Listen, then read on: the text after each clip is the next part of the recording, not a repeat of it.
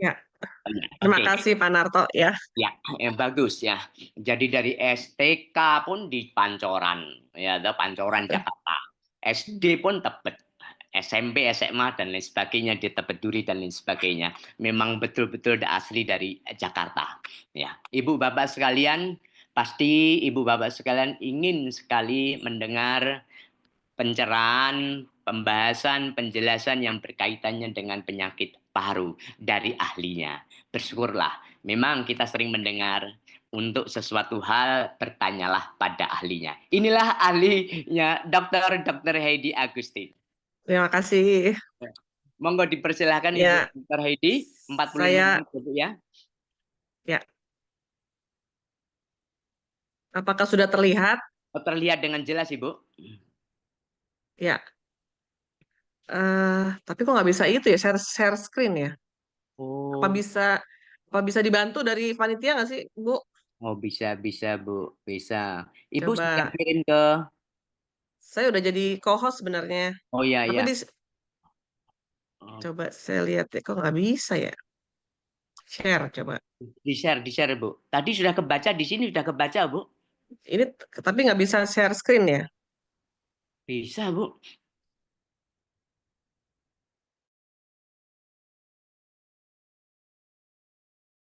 Bentar. Di sini Dibesarin saya aja. ada guru saya Udah nih, lihat. ada Dokter Jun. Apa kabar, Dok?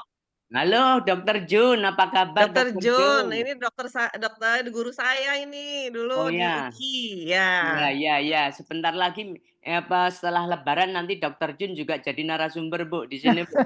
Iya, Dokter Jun Baik keren Kak ya Jas, makanya. baik-baik silakan. Itu tinggal Ya, share, sudah ya. share, Sudah type terlihat share ya? ya. Sudah Sudah terlihat ya? terlihat dengan jelas. Oke. Ya, Hmm. Assalamualaikum warahmatullahi wabarakatuh. Selamat sore semuanya.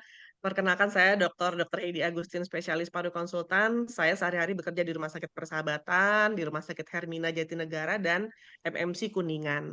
Jadi pada siang hari ini saya akan berbagi tentang bagaimana penanganan asma dan kronik bronkitis ya. Sebagai pendahuluan, seperti kita ketahui bahwa dua-duanya asma dan bronkitis kronis adalah penyakit yang mempengaruhi saluran napas, terutama bagi dokter paru.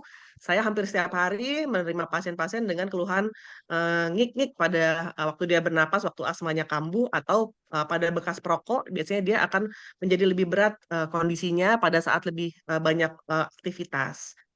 Dan memang keduanya, bronkitis kronis dan asma itu akan menyebabkan gangguan pernapasan yang serius, yang kadang-kadang tidak dapat ditangani oleh oleh pasien secara baik dan makanya dia akan datang ke petugas kesehatan. Nah, ini adalah prevalensi asma di Indonesia berdasarkan Rikesdas 2018, memang prevalensi asma di Indonesia mencapai 2,4% untuk seluruh kelompok usia. Sedangkan akan meningkat seiring dengan bertambahnya usia dan pada anak itu prevalensinya ada 1,6% dari anak usia 1 sampai 4 tahun dan pada usia lanjut usia di atas 65 tahun itu populasinya sekitar 4,5%. Jadi cukup banyak di masyarakat kita. Sementara itu di Perhimpunan Dokter Paru Indonesia melaporkan bahwa lebih dari 12 juta penduduk Indonesia itu menderita asma, yang setara dengan 4,5% dari total populasi Indonesia. Jadi prevalensi asma itu bervariasi dari berbagai provinsi. Dari data Riskesdas itu menunjukkan paling banyak adalah di daerah Yogyakarta sebanyak 4,5%. Sedangkan yang terendah di daerah Sumatera Utara sebanyak 1%. Sebenarnya kita ingin mengetahui apakah itu asma. Jadi asma adalah suatu penyakit pernapasan yang ditandai dengan peradangan dan penyempitan saluran napas yang menyebabkan sesak napas, batuk, dan mengi. Jadi pasiennya itu batuk, sesak napas, dan kalau dia tidur atau dia beraktivitas dia akan bunyi ngik-ngik, ngik-ngik gitu ya. Nah, ini adalah patofisiologinya dan yang terjadi pada saluran napas kita. Jadi pada asma itu akan terjadi saluran napasnya akan menyempit, juga airway-nya akan berkurang dan pada, otot saluran napasnya juga akan menjadi lebih, teregang ya, seperti itu dan banyak mukus di dalamnya, banyak dahak di dalamnya, banyak phlegmon ya tadi seperti sudah disebut, Dokter Stella, dan terjadi juga inflamasi di dalam saluran napas tersebut. Nah, karena dia bunyinya ngik-ngik, berarti akan terjadi penyempitan saluran napas. Seperti ibaratnya, terjadi penyempitan karena kalau misalnya, dalam kita akan apa, mendengar, periwitan ya, gitu, berarti saluran napasnya dari besar menjadi kecil. Jadi dari bronkiol, saluran napas yang besar menjadi yang kecil, itu akan terjadi bunyi yang seperti ngik-ngik tadi. Nah, sedangkan untuk bronkitis kronis itu adalah suatu kondisi di mana saluran napas, di dalam paru-paru kita itu mengalami peradangan yang berkepanjangan. Penyebabnya biasanya, merokok yang paling sering. Jadi pasiennya itu akan dahaknya akan terus-terus ada, dalam 1 tahun bisa 3 bulan dia akan menderita batuk yang terus-terusan, batuk berdahak, batuk kering, dan juga akan menyebabkan, semakin lama dia tidak bisa beraktivitas lebih berat lagi. Jadi misalnya tahun ini dia bisa jalan 100 meter. Nah, tahun depan dia bisa kalau nggak diobatin bisa 50 meter sudah menjadi sesak napas, seperti itu. Nah, ini adalah gambaran dari chronic bronchitis. Kita lihat kalau pada yang sebelah, kiri itu yang, bagus ya, tapi kalau pada yang kanan itu kita lihat bahwa di situ alveolinya sudah menjadi rusak, menjadi, damage ya. Dan juga di situ banyak juga sputum, banyak terjadi, air trapping, udara yang terperangkap seperti itu di dalam paru-paru kita. Jadi kalau kita lihat selain terjadi penyempitan saluran napas, tapi alveoli tadi tidak menjadi, mengecil dan mengembang seperti sempurna. Karena ibaratnya pada orang bronkitis kronis itu alveolinya seperti balon yang sudah sering ditiup, jadi tidak terlalu lentur lagi, seperti itu. Jadi, eee, banyak air trapping atau banyak udara yang terjebak di dalam, paru-paru pasien-pasien dengan bronkitis kronis tadi. Dan juga pasiennya akan disertai juga dengan, dahak yang banyak, di selain itu sering juga didapatkan bakteri di dalam dahak tadi. Jadi menimbulkan, pasiennya itu akan jadi sesak, demam, batuk, dan semakin lama semakin sesak gitu. Bahkan dia kalau dia, mandi saja dia sudah sesak napas. Nah, sekarang apa penyebab dan faktor resiko asma? Seperti kita tahu bahwa asma itu sangat berkaitan dengan alergi. Jadi ada pasien-pasien dengan alergi debu, alergi serbuk sari dari bunga ya, ada juga bulu kucing, bulu hewan, bisa juga karena akibat infeksi saluran, pernapasan. Kalau dia lagi batuk, lagi pilek, terus tiba-tiba bunyi ngik-ngik, berarti dia, pencetusnya adalah infeksi saluran pernapasan. Ada juga paparan asap rokok dan polusi, itu juga sering. Terutama kalau, pasiennya ibu-ibu, tidak ngerokok, tapi dia ada polusi dalam rumah atau indoor pollution. Seperti misalnya, sering, masak di rumah, tapi, ventilasinya kurang baik, seperti itu. Jadi itu namanya indoor pollution. Atau juga cuaca dingin dan terjadi perubahan suhu, itu juga sering menjadi pencetus asma. Nah, ini ibu-ibu yang suka stres dan juga suka emosi berlebihan itu hati-hati karena bisa merupakan suatu penyebab atau faktor risiko terjadinya asmanya kambuh. Nah, kalau untuk bronkitis kronis, penyebab dan faktor, risikonya adalah nomor satu merokok paling utama. Jadi kurang lebih 80% itu adalah merokok. Dan nomor 2 adalah paparan polusi udara baik di luar, outdoor maupun indoor, dan juga zat kimia. Jadi kebanyakan pasien-pasien saya itu akibat dia dulunya kerjanya di, toko cat, seperti itu ya, atau berhubungan dengan, zat-zat yang berbahaya seperti pabrik-pabrik, pengolahan kimia dan lain-lain. Dan juga yang paling hati-hati kalau kita sudah sering, infeksi saluran napas yang berulang, karena itu merupakan salah satu risiko terjadinya bronkitis kronis. Jadi kalau kok saya setiap bulan kok jadi pilek ya, jadi batuk ya, jangan-jangan, nanti dia akan menjadi faktor risiko terjadi bronkitis kronis. Dan juga jangan lupa genetik. Genetik itu juga salah satu merupakan, faktor risiko terjadinya bronkitis kronis. Dan juga sistem kekebalan tubuh yang lemah sehingga memudahkan bakteri untuk masuk ke dalam paru-paru kita, menyebabkan infeksi itu tentunya akan menjadi penyebab terjadinya bronkitis kronis. Nah, di sini saya akan memperlihatkan bahaya rokok untuk kita, bahwa di dalam satu batang rokok itu ternyata ada 1.000 zat berbahaya. Dan yang paling banyak di antaranya adalah ini yang, tercantum di sini, yaitu ada nikotin, ada niktin, ada karbon monoksida, ada karbon, tar, ada formaldehid, ada juga, yang lain-lain. Jadi memang dalam satu, batang rokok itu sangat-sangat berbahaya. Nah, timbul ada pertanyaan, "Bagaimana Dok kalau rokok elektrik?" Nah, untuk rokok elektrik, memang tidak seberbahaya, rokok yang biasa, tapi belum banyak penelitian yang menyatakan bahwa dia aman. Tentunya dari zat-zat yang tadi dibakar melalui, asap, rokok elektrik tadi juga menimbulkan banyak juga bahayanya. Antara lain adalah, popcorn lung. Jadi paru-parunya itu akan kering, alveolinya akan kering sehingga dia akan mirip-mirip dengan popcorn di dalam, alveolinya. Itu yang sudah saya baca di berbagai jurnal. Nah, bagaimana dengan gejala klinisnya? Jadi kalau asma tentu kita sudah tahu semua ya, kalau dia sesak napas, ada batuk, terutama malam hari menjelang subuh. Kalau dia tidur terus dia batuk, terus bunyi ngik, nah itu udah jangan-jangan dia asma. Atau dia nggak ada bunyi ngik, tapi dia batuk-batuknya malam hari menjelang subuh. Itu karena asma. Dan itu karena efek dari hormon ya, kortisol yang akan aktif di menjelang subuh.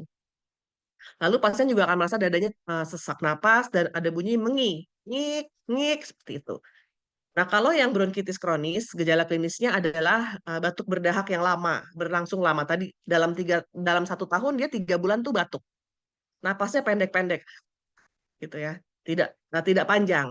Dan dahaknya tuh selalu ada lendirnya. Padahal sebenarnya normal tuh orang lendirnya ada tapi tidak selalu ada terus-terusan, tapi ini akan ada terus dan biasanya dahaknya warnanya putih kekuningan, bahkan sampai hijau. Nah, itu yang memperlihatkan bahwa di situ sudah ada kuman kalau sudah ada perubahan warna sputum. Dan juga pasien-pasien dengan bronkitis kronis itu sering sekali mengalami infeksi pernafasan seperti pneumonia, infeksi influenza itu dan juga sering juga menjadi TB paru, itu juga sering. Karena memang imunnya menjadi lebih lemah. Nah, kalau dari segi kedokteran, kami untuk mendiagnosis suatu penyakit kita akan memeriksa fisik pasien tersebut dan juga dilakukan tes fungsi paru seperti spirometri. Dan pada pasien-pasien untuk yang asma kita lakukan tes alergi. Biasanya kita lakukan prick test. Jadi pada kulitnya kita tusuk-tusuk untuk mencari apa sih yang menyebab penyakit alerginya itu muncul. Seperti misalnya tadi misalnya coklat, apa namanya, bulu binatang dan lain-lain. Nah, untuk ronsen dada juga dilakukan kita untuk melihat apakah terjadi hiperaerasi, apakah oksigennya tuh tadi banyak di dalam paru-paru tidak bisa keluar sehingga paru-parunya memanjang. Itu bisa kita lihat terjadi hiperaerasi pada fototoraksnya. Dan pada bronkitis kronis yang sering harus dilakukan adalah analisis dahaknya. Kita kultur. Kita lihat kuman apa yang ada di dalam bakteri di dalam dahak tadi sehingga kita bisa memberikan antibiotik sesuai dengan penyebabnya. Nah, bagaimana dengan pengobatan dan manajemen asma dan bronkitis kronis? Tentunya kalau asma kita semua sudah tahu ya. Nomor satu pasti kita menggunakan nebulisasi atau inhaler ya. Penggunaan alat nebulisasi atau inhaler itu sangat baik untuk asma karena dia kerjanya cepat, langsung ke paru-paru, tidak ke seluruh tubuh dulu langsung tapi langsung ke paru-paru dan efeknya cepat dan juga dosisnya kecil sehingga tidak toksik untuk pasien. Dan juga kadang-kadang kita juga berikan obat-obat antiinflamasi. Antiinflamasi itu bila terjadi asma yang berat, kita berikan kortikosteroid dosis kecil. Dan yang paling penting adalah kita harus menghindari pemicu dari asmanya tadi. Nah, untuk bronkitis kronis, nomor satu kita harus memberitahu pasien untuk berhenti merokok. Berhenti merokok itu sekarang udah banyak kliniknya ya. Di persahabatan kami punya klinik berhenti merokok. Jadi itu banyak pasien-pasien yang datang yang berokok berat itu diberikan hipnoterapi, diberikan obat dan diberikan terapi macam-macam, edukasi itu berhenti merokok. Dan juga terapi oksigen nih, kalau bronkitis kronis kan sesek terus ya sepanjang hari. Nah, dia akan diberikan oksigen sesuai dengan kebutuhannya, tapi tidak boleh terlalu tinggi. Karena kita tahu tadi, ingat bahwa saluran napasnya tadi, tidak terlalu lentur lagi karena sudah menjadi, apa, kaku ya, sudah letoy gitu, jadi tidak bisa diberikan oksigen banyak-banyak. Dan juga diberikan obat bronkodilator dan ekspektoran. Ekspektoran karena biasanya dahaknya tuh kental, susah keluar, jadi pasien itu merasa tidak nyaman terus-terusan. Nah, ini adalah, obat-obat asma yang sedang sampai saat ini sudah, berkembang. Kita bisa memakai terapi inhalasi, bisa, dengan salbutamol, Ventolin, Combifen itu bisa. Itu kalau dia, sedang, kambuh. Tapi kalau dia sedang stabil, biasanya kita memberikan inhaler. Inhaler itu sebagai reliever, sebagai, controller ya. Jadi, inhaler tuh bisa macam-macam, ada yang ada isinya ada kortikosteroid inhalasinya, ada juga yang tidak, itu juga berbagai macam dan, rata-rata memang diberikan, jangka panjang, tapi memang jangan takut karena steroidnya sangat kecil dan juga dia sebagai pengontrol. Dan juga, berikutnya adalah kita bisa, pada asma-asma yang berat, kita bisa sampai memberikan anti-imunoglobulin ya, terutama IgE, anti-IgE seperti omalizumab itu diberikan pada asma alergi berat.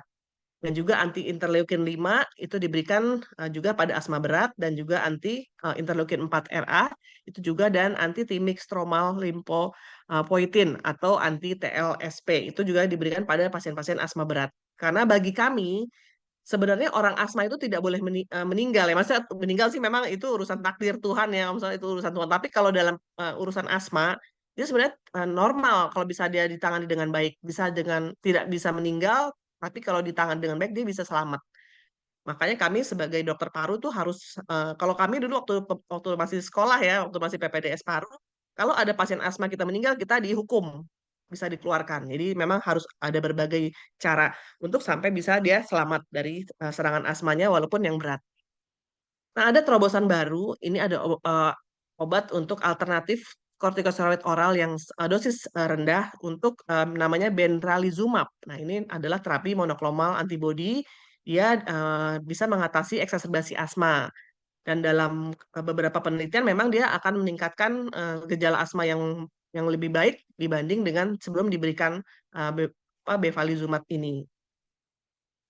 Nah, berikutnya kita, juga bisa melakukan pendekatan non-farmakologis. Jadi selain obat, kita juga bisa harus lakukan, terapi pernapasan. Jadi ada namanya senam asma yang akan dilakukan oleh, pasiennya setiap hari Minggu, itu dia harus latihan setiap setiap minggu. Dan juga terapi yoga, itu juga bisa untuk membantu mengelola stres dan meningkatkan kontrol pernapasan, yang tentunya akan bermanfaat bagi penderita asma. Dan memang kita juga harus, bilang sama pasiennya bahwa memang harus kontrol, teratur kalau memang ada asma atau bronkitis kronisnya. Karena kita akan, lakukan upaya-upaya untuk mencegah, eee, serangan ya yang akan menyebabkan fungsi parunya semakin memburuk.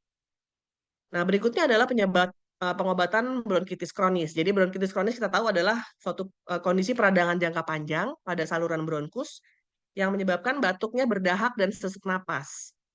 Jadi tujuan terapi ini adalah untuk mengurangi gejala dan juga kita mencegah komplikasi. Karena salah satu, gejala komplikasi yang paling sering pada orang dengan bronkitis kronis adalah terjadi cor pulmonal. Jadi sudah sampai ke jantung, jadi mempengaruhi jantungnya. Itu juga sangat berbahaya. Jadi memang kita juga selain meningkatkan kualitas hidup, kita juga harus melihat apa saja sih yang bisa dilakukan pada pasien-pasien dengan bronkitis kronis ini. Jadi nomor satu, upayakan pasien untuk berhenti merokok. Jadi kita tahu bahwa nomor satu adalah penyebab bronkitis kronis adalah merokok ya, jadi kita harus stop merokok untuk pasiennya. Nomor 2 adalah bronkodilator, jadi obat-obat yang melebarkan saluran napas, karena kan kita tahu bahwa pada bronkitis kronis itu salurannya nyempit. Menyempit ditambah dengan inflamasi, ditambah infeksi, jadi dia sesak napas. Nah, pada bronkitis kronis juga ada tempatnya dilakukan inhalasi. Inhalasi dengan kortikosteroid dosis kecil itu bisa mengurangi peradangan pada saluran napas. Tapi itu juga harus digunakan, diawasi oleh dokter juga. Dan juga kalau perlu kita berikan antibiotik kalau memang ternyata hasil kultur kumannya ada kumannya ya. Dan memang kita butuh terapi oksigen jangka panjang, karena memang pada kasus-kasus, bronkitis kronis itu sangat, memerlukan oksigen setiap saat. Tapi jangan lupa jangan terlalu tinggi oksigennya karena tadi, saluran napasnya sudah tidak, elastis lagi. Nah, yang harus dilakukan juga pada pasien-pasien bronkitis kronis adalah vaksinasi. Jadi memang kita harus, mengupayakan bisa, divaksinasi untuk influenza itu 1 kali setahun. Dan untuk pneumonia itu 1 kali seumur hidup. Jadi itu untuk mencegah infeksi yang dapat memperburuk kondisi. Selain itu kita juga harus melakukan rehabilitasi paru, jadi kita lakukan, program latihan, pernapasan dan juga, fisioterapi ya, yang dirancang untuk meningkatkan kapasitas paru dan kualitas hidup pasien.